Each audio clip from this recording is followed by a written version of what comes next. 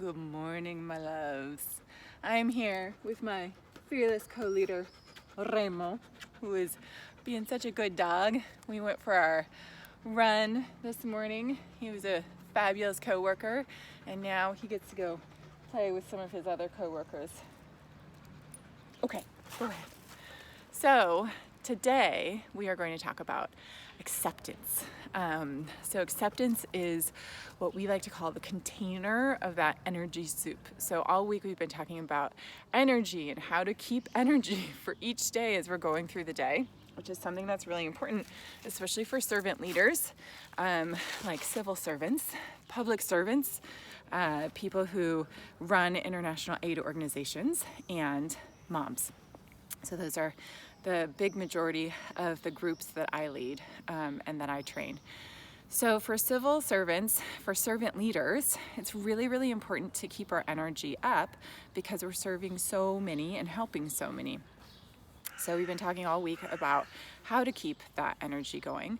And the container, the pot, if you will, of this energy soup is one of the most foundational parts of any leadership training we do, which is called acceptance, and especially self-acceptance. So any of my trainees that are watching right now are totally groaning and rolling their eyes because they know what's coming next. This is the pose that I always make people take when we do self-acceptance. See, I gotta accept that I just dropped the phone there. When we do self-acceptance, this is the pose. It is when we just lay down and surrender to the world and are like, all right, I'm accepting whatever comes next.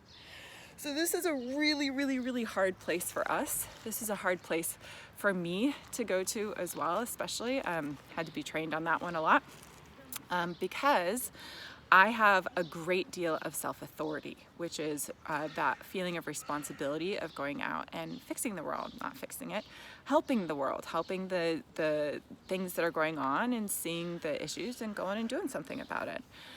So we servant leaders really, really need to lean into that acceptance, that place of acceptance as well, that place of surrender, because it is our job to also share this responsibility and this authority for the things that are going on in the world with everyone that's around.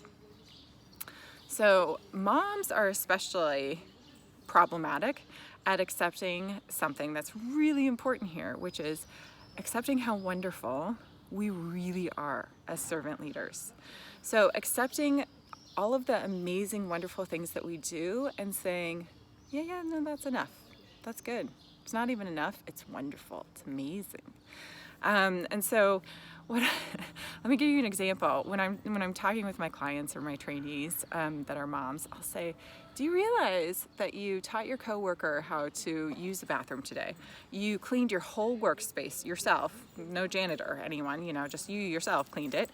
You made all of the food and the dinner, and you also held together 3 to 5 of your friends as you talked to them on the phone, and 2 other communities that you happen to be a part of. Do you realize that that's what you did today?